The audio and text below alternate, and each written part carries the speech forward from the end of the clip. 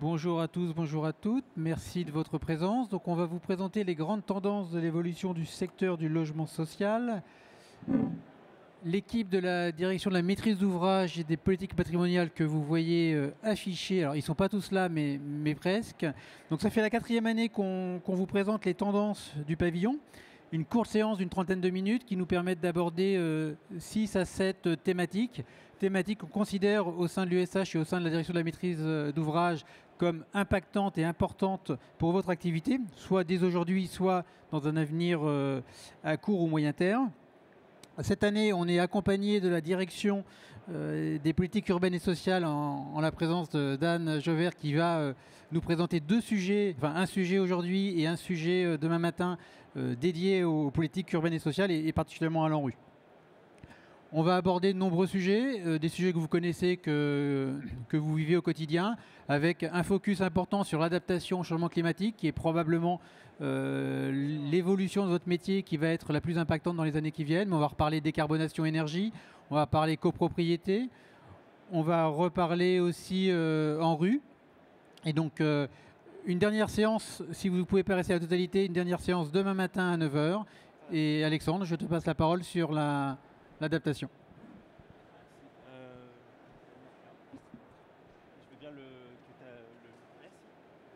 Merci Alban, donc bonjour à toutes et à tous. Moi je suis Alexandre Alcin, chargé de mission expérimentation et innovation au sein de la direction de la maîtrise d'ouvrage.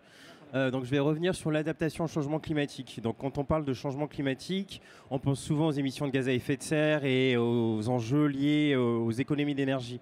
Mais pour les organismes HLM qui logent plus de 10 millions de personnes, il y a un autre enjeu, c'est l'adaptation du bâtiment au changement climatique.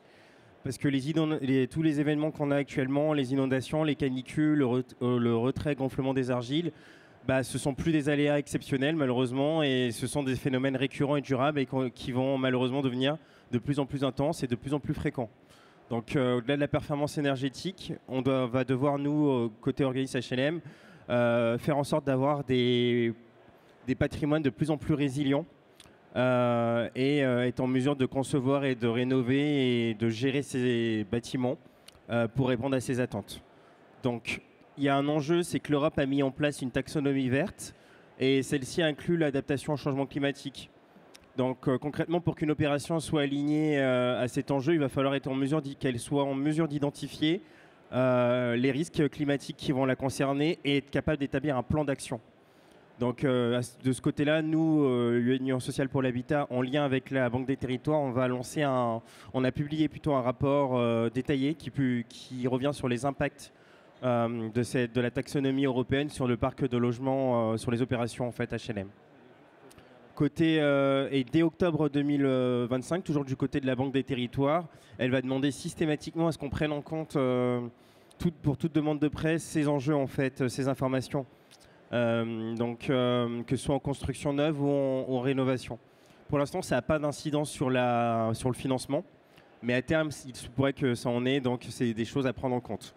Donc pour pouvoir agir comme on fait, il faut d'abord diagnostiquer, c'est-à-dire qu'il faut être capable d'évaluer le risque.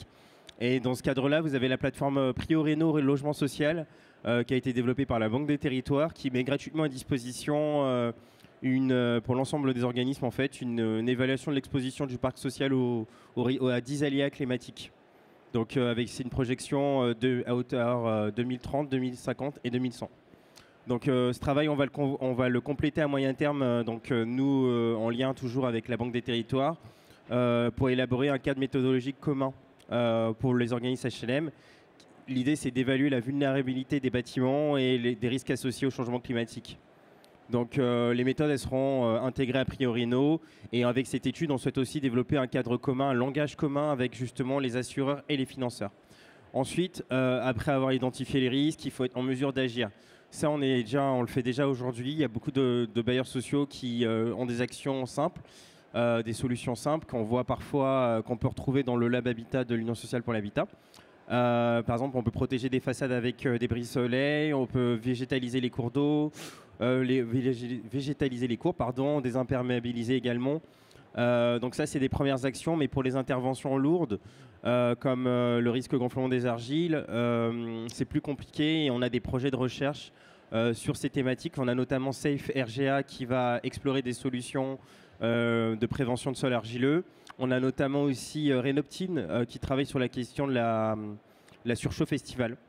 Donc l'idée, c'est de définir, c'est qu'avec ces travaux de recherche, on va avoir des référentiels techniques clairs pour évaluer chaque type de risque. Enfin, au côté du financement, malheureusement, à l'heure d'aujourd'hui, il n'y a pas de financement qui soit spécifiquement dédié à l'adaptation au changement climatique. Pour autant, la Banque des Territoires propose une enveloppe de 3 millions de crédits d'ingénierie pour les organismes pour qu'ils soient en mesure de financer leur diagnostic et leur plan d'adaptation au changement climatique. Donc c'est un début qui n'est pas encore à la hauteur des besoins, mais l'idée c'est à terme d'avancer vers de nouveaux dispositifs. Et demain, il y a un autre chantier qui s'ouvre, c'est l'évolution des DPE. Aujourd'hui, le volet confort d'été des DPE, il est assez sommaire et il se limite à 3 smileys. Mais demain, on pourra espérer qu'il intègre un indicateur chiffré degré-heure, donc à l'instar de ce qui se fait pour la RE 2020. L'idée, c'est de mieux rendre compte de cette problématique de surchauffe et de mieux cibler ses besoins sur nos opérations de rénovation. Et puis, un dernier enjeu, c'est l'enjeu des assurances. Quand on était dans les années 80, on était à un coût de 1,5 milliard d'euros. Aujourd'hui, à cause des catastrophes naturelles, pardon. Aujourd'hui, le coût, il est de 6 milliards d'euros. Donc, ça va forcément avoir un impact sur les primes d'assurance. Donc, l'adaptation au changement climatique, ce n'est pas une option. C'est quelque chose de nécessaire pour la soutenabilité financière de vos opérations. Donc, en conclusion, l'adaptation au changement climatique, c'est désormais un impératif. Et les bâtiments construits ou rénovés d'aujourd'hui doivent être sobres en énergie, mais aussi capables de résister aux aléas. Sinon, ce seront des bâtiments fragiles de demain. Et cette question de l'adaptation au changement climatique, on l'a traitée hier en rencontre professionnelle et on l'a traitée ce matin au pavillon, mais vous avez des rediffusions qui seront disponibles sur le site de l'USH. Et je laisse la main à Christelle. Merci. Je vais défiler. Ouais.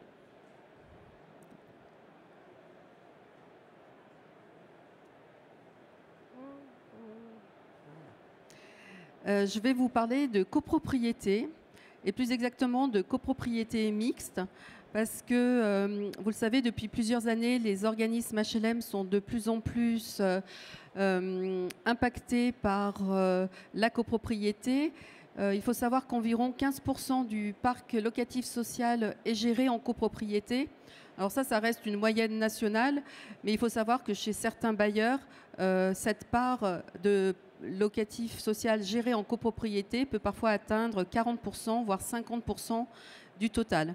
Donc cette mutation qui est accélérée par les politiques de vente, par les politiques d'achat en VFA, mais également dans le cadre de l'achat en diffus de logements à la promotion privée, cette mutation donc, place les organismes HLM face à un nouveau paradigme, celui d'être bailleur copropriétaire. Alors ce changement de statut n'est pas neutre pour le bailleur, il l'oblige à repenser ses métiers, ses pratiques professionnelles, et il crée une relation singulière avec un acteur incontournable qui est le syndic. Alors quels sont les défis à relever? Comment les bailleurs sociaux s'organisent-ils pour les surmonter? Donc je vous propose de balayer ça, notamment à travers 5 grands enjeux. Notamment le premier, l'enjeu de la gestion patrimoniale. En effet, comment éviter que la copropriété mixte ne devienne une passoire thermique, faute de travaux votés à temps par les copropriétaires privés. Autre enjeu, celui de la maîtrise des charges locatives. Les locataires HLM qui habitent en copropriété payent souvent des charges un peu plus élevées. Et donc, comment tenter d'aligner ce niveau de charge alors que les bailleurs HLM ne maîtrisent plus directement les contrats avec les prestataires? C'est une vraie question. Troisième enjeu, celui du rôle du bailleur dans la copropriété mixte, par exemple. Doit-il être membre du conseil syndical? Quatrième enjeu assez important, celui de la qualité de service rendu. En effet, comment offrir aux locataires un niveau de service équivalent à celui dans les résidences 100% HLM, alors que les interventions dans les parties communes dépendent du syndic et non plus du bailleur. Et enfin, la relation bailleur-syndic. Alors c'est un nouveau défi qui peut être assez impactant. Et en effet, comment passer d'une logique de prestataire à un partenariat équilibré, alors que les organismes doivent piloter plusieurs dizaines de syndics, parfois même plusieurs centaines de syndics. Donc ces enjeux ne sont pas théoriques, ils sont très réels et ils impactent directement les capacités des bailleurs HLM à remplir leur mission sociale dans un contexte de copropriété mixte. Alors les bailleurs se sont adaptés, se sont professionnalisés à travers la mise en action de 3 leviers. Tout d'abord, une nouvelle organisation, des outils adaptés et une appropriation du fonctionnement de la copropriété. Donc vous voyez, c'est une gestion locative plus complexe, plus exigeante, obligeant les bailleurs à l'aborder différemment. D'où l'implication de nouvelles compétences et une collaboration assez étroite avec les syndics. Alors justement, cette relation bailleur-syndic, c'est un vrai sujet car le syndic joue un rôle clé dans la copropriété. C'est lui qui assure la gestion quotidienne de la copropriété. Et bailleurs et syndic ont des attentes propres. Par exemple, côté bailleur, celui-ci attend du syndic une réactivité, une transparence et une expertise patrimoniale pour anticiper les risques. Quand du côté du syndic, celui-ci attend du bailleur qu'il soit un vrai partenaire au moment de l'Assemblée générale, par exemple. Tous deux ont des compréhensions mutuelles des enjeux et des irritants. Et donc, tous ont une ambition commune, notamment assurer un bon fonctionnement de la copropriété mixte au quotidien et sur le long terme. Alors, des solutions existent dans les partenariats les plus aboutis entre bailleurs et syndics. Tous ont formalisé des méthodes de travail, ont mis en place des process, avec chaque fois la volonté d'avancer ensemble. Alors, en interne, au niveau de l'USH, nous avons créé en 2018 un réseau métier national qui fédère une cinquantaine d'organismes qui se réunit 2 à 3 fois par an autour donc des enjeux de la copropriété et de l'exercice du métier de syndic. Et nous avons lancé une étude en début d'année pour accompagner les organismes HLM impliqués dans les copropriétés mixtes afin de les doter en éléments de méthode et d'outils pour gagner en efficacité. Et d'ailleurs, un cahier repère sera prochainement produit au premier trimestre 2026. À ce sujet, une rencontre professionnelle donc, est prévue cet après-midi à 16 h. Je vous y invite, ainsi que demain à 14 h avec un duo syndic bailleur HLM. Voilà, je laisse la parole à mon collègue Réby. Excusez-nous, on va sauter d'une page en fait et passer directement à l'énergie et on reviendra sur ces thématiques-là. Excusez-nous, on a un tout petit peu changé l'ordre des séquences. Rebonjour à toutes et tous, à celles qui étaient là ce matin. Je vous rassure, le sujet est un tout petit peu différent, même si le titre se ressemble. Tempête énergétique, les énergies renouvelables pour se mettre à l'abri. Donc on pourrait voir ça soit comme une assertion, soit comme une interrogation. Parce qu'effectivement, depuis déjà 3 ans que la crise ukrainienne, en tout cas au moins le volet énergétique nous a frappé, l'énergie reste quand même au cœur de nos tendances au niveau du pavillon. Même si l'actualité demeure très riche en énergie, heureusement peut-être en tout cas le type de mouvement de houle est un petit peu différent. Si on se replace au niveau du cadre national, la programmation pluriannuelle pour l'énergie, la PPE, se fait toujours désirer, même si apparemment elle était prête et sous carton, en tout cas elle n'est pas sortie. Et le projet de loi Grémier, qui devait pallier un petit peu à l'attente de ce document programmatique, lui-même aussi n'a pas pu aboutir, faute d'accord au sein du Parlement, notamment à réussir à dénouer le nœud des énergies renouvelables. Donc finalement, heurté à toutes ces difficultés, le national reste dans le flou. Si on rajoute une surcouche qui est celle de l'Europe, là aussi, ça se trouble encore davantage, parce que là, on arrive enfin au bout. On les a déjà évoqués plusieurs fois en tendance sur les années précédentes, le temps que les différents textes viennent, mais on a un ensemble de directives, la directive efficacité énergétique, la D2E, la directive performance énergétique des bâtiments, la DPEB, la directive sur les énergies renouvelables, la DER, voilà, qui ont toutes à peu près achevé leur chemin et donc qui vont rentrer dans des enjeux de transposition nationale. Et donc finalement, on se rend compte qu'on a un cadre aussi bien européen que surtout national, une fois que tout sera transcrit, qui est très incertain en ce moment. Et donc, pour échapper à ce tumulte au niveau des énergies, on pourrait tenter de recourir à la production d'énergie renouvelable locale et décarbonée, pour histoire de se mettre à l'abri. Or, de ce côté aussi, au niveau de ces énergies, l'horizon se brouille. On a déjà notamment connu l'évolution brutale en mars dernier des tarifs d'achat obligatoires de tout ce qui était énergie produite au niveau des panneaux photovoltaïques, que ce soit en toiture ou en ombrière. Et donc c'est l'arrêté qu'on surnomme habituellement S21, qui menace sensiblement l'équilibre des projets qui pour beaucoup en dépendaient, notamment dans le logement social, qui a besoin d'une part généralement quand même de revente pour être capable de faire des rentrées d'argent positives dans les projets d'autoconsommation. Également, dans ces évolutions, l'autoconsommation collective, toujours, c'est l'évolution du périmètre géographique des opérations, avec la possibilité pour des acteurs publics qui s'associent ensemble de travailler à l'échelle de l'EPCI. Donc malheureusement, ça ne concernera pas l'ensemble des familles de logement social, mais on peut peut-être au moins voir esquisser un changement d'échelle sur un certain nombre de projets qui lient collectivités et offices auxquels elles sont rattachées. Énergie toujours, exemption d'Axis qui était prévue pour les projets d'autoconsommation collective, qui faisait partie quelque part des contreparties à cette réduction des rémunérations des achats obligatoires du côté de l'État, pour les projets en tout cas de moins de 1 MW crête, ce qui est finalement la quasi-totalité de nos projets, mais qui est actuellement invalidé par un rescrit de la Direction générale des finances publiques, ou plutôt qui n'est applicable que dans des cas techniques ultra contraints. Donc finalement, on se rend compte qu'il y a des menaces assez fortes sur le photovoltaïque en toiture. Outre les toitures, il y a le sujet des ombrières de parking. Et là, donc, on rentre dans les dispositions un peu opérationnelles de la loi d'accélération de production des énergies renouvelables, APER. Et on se rend compte que les textes plutôt récents vont vers des décrets et des arrêtés d'application peut-être un peu moins contraints que prévu, ce qui est peut-être quelque part une bonne nouvelle, compte tenu justement de cette capacité plus faible à revendre qu'escomptée. Si on veut évoquer en bref d'autres énergies également, puisqu'il n'y a pas que les énergies renouvelables électriques, on peut citer le solaire thermique qui embarque un plan national en ce moment. C'est une énergie qui a besoin de se réinventer et qui essaie de suivre un peu le schéma de la géothermie qui lui a précédé, qui s'était dotée elle-même d'un plan national et qui récupère un peu un second souffle en ce moment. Et ça peut porter ses fruits. On le voit notamment, les évolutions récentes des fichiers 2E sur le sujet peuvent laisser présager peut-être une réouverture de certaines configurations techniques. Et donc, en résumé, on a un paysage énergétique qui est particulièrement mouvant.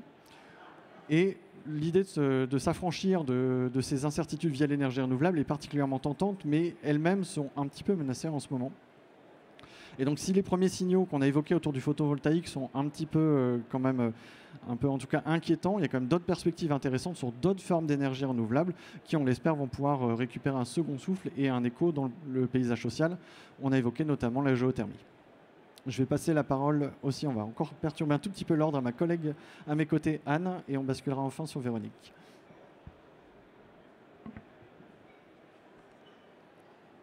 Oui, bonjour à tous. Donc, Anne Jauvert, donc, je suis au département renouvellement urbain, en fait, en appui des organismes dans leur programme En Rue. Donc, merci de m'accueillir sur ce pavillon. C'est vrai que c'est un peu une nouveauté. Et que finalement les programmes renouvellement urbain touchent un peu à beaucoup de métiers, et notamment ceux de la maîtrise d'ouvrage. Alors quelques mots donc pour vous dire comment se construit actuellement la mobilisation d'un futur programme et comment l'USH y contribue.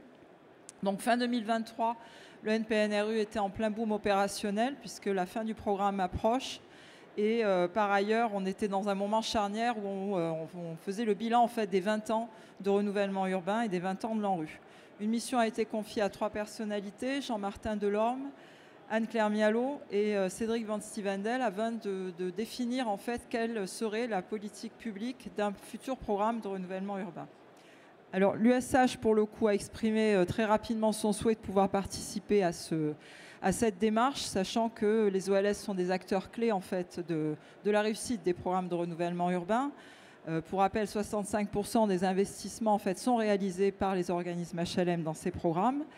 Et donc au niveau de l'USH, il y a un groupe de travail qui a été constitué, regroupant une vingtaine d'organismes très mobilisés sur ces programmes, qui avait pour mission donc, de dresser le bilan des 20 ans des premiers programmes, également de poser les conditions de réussite pour finaliser le programme qui est en cours, donc le NPNRU, et également de commencer à définir des orientations, des modalités de conduite d'un futur programme.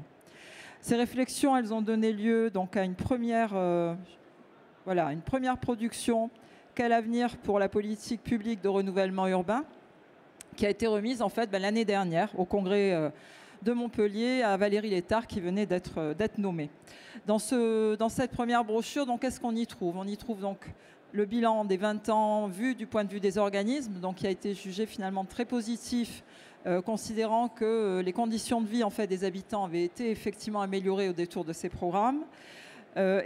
Donc, dans cette brochure aussi, ce qu'on indique, c'est que d'une part, le mouvement HLM préconise en fait de cibler cette politique d'exception sur des quartiers prioritaires, donc à savoir les quartiers qui cumulent des dysfonctionnements à la fois sociaux, urbains, économiques et aussi environnementaux, et que le mouvement HLM appelle les politiques publiques de droit commun pour venir effectivement appuyer d'autant plus ces programmes et ces interventions de projets urbains. Alors, la deuxième étape de ce travail, c'était donc de définir le volume, en fait. Quels étaient les sites, quelles étaient leurs caractéristiques qui étaient susceptibles de devoir bénéficier d'un futur programme. Et donc, pour ce faire, on a lancé une étude avec l'appui de la Banque des Territoires qui cofinance cette étude et également le prestataire Espace Cité qu'on a mobilisé pour nous assister. Deux approches ont été conduites. Donc, une première approche qui était une approche statistique, sur l'évaluation, le croisement de bases de données sur les QPV 2024 et également sur les territoires ultramarins, donc les QPV 2014. Et donc, ça a permis de délimiter en fait 420 quartiers prioritaires qui nécessiteraient encore une intervention. Et donc, parmi ces 420 QPV, 203 000 logements locatifs sociaux qui nécessitaient une intervention. L'autre approche, ça a été une approche plus qualitative qu'on a conduite au moyen d'une enquête. L'enquête a été conduite de mai à juillet 2024 et donc assez courte, enfin, dans un délai assez court finalement. 109 organismes ont répondu et ces 109 organismes ont fait remonter 349 sites situés pour certains en QPV, donc 282 en QPV, mais aussi des sites hors QPV. Donc, nous, on s'est axé pour le moment sur les sites en QPV. Donc, parmi ceux-là, on a observé quels étaient ces sites.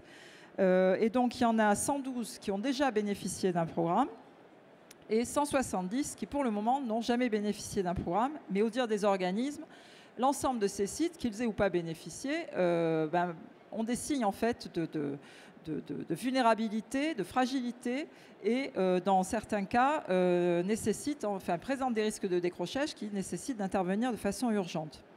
Alors ce qu'on en a déduit, c'est que surtout on était très satisfait du nombre important de réponses. Hein, ça confirme en fait l'intérêt et l'attachement des organismes au programme de renouvellement urbain. Mais à l'inverse, ce volume, il faut vraiment le considérer comme un état partiel. C'est en aucun cas exhaustif. Hein, c'était une démarche volontaire des organismes. Et donc aujourd'hui, alors l'enquête est toujours ouverte. On a encore eu 50 sites de plus qui sont remontés ces derniers mois. Mais voilà, c'est un sous-ensemble finalement du besoin réel. Alors donc, ça a donné lieu effectivement là à une deuxième contribution. Donc, quel territoire pour le futur programme de renouvellement urbain que vous trouvez sur notre site ou sur nos stands. Celle-ci, elle a été présentée aux Journées nationales de l'ANRU. Et donc, pour le coup, ce qu'elle présente aussi, au-delà donc des résultats et de l'analyse de cette enquête, c'est 12 sites, 12 cas qui permettent de voir vraiment la diversité des situations et aussi de mesurer et de déterminer quelles seraient les interventions des organismes. Hein. Donc, si on est plus sur volet maîtrise d'ouvrage, donc il y a beaucoup d'opérations de requalification principalement, beaucoup d'opérations de restructuration, moins de démolition. Et donc, on voit par contre, le contenu des programmes a un peu évolué et ça donne, il y a 3 priorités qui se détachent. Donc, par rapport effectivement aux séquences précédentes, l'adaptation au changement climatique, ça reste vraiment une priorité première.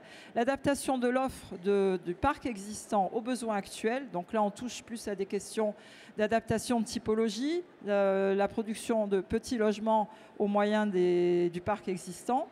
Ou encore la question du vieillissement aussi et de l'adaptation en fait de ces bâtiments aux personnes à mobilité réduite. Troisième point, c'était l'optimisation du foncier, du patrimoine existant dans la situation actuelle de sobriété foncière. Alors aujourd'hui, on en est où? On en est sur donc ce rapport lors des journées nationales. Ce qui a été défini, c'est que donc on a gagné en fait l'annonce d'une préfiguration. Et Valérie Létard a fait cette annonce sous une pluie d'applaudissements. Et donc la mission a été confiée à Philippe Van Mel pendant cet été. Et donc actuellement, nous on aborde la troisième partie en fait, troisième étape, c'est-à-dire vraiment définir une nouvelle contribution qui va permettre à la fois d'énoncer les objectifs prioritaires de ce programme, définir en fait les critères de sélection, de priorisation des sites, participer à la définition de sa future gouvernance, de ses futures modalités de conduite et surtout définir les modalités de financement en fait, qui seront les plus à même d'accompagner les organismes. Merci Anne. Dernier petit point, le sujet eau. Je reviens en arrière.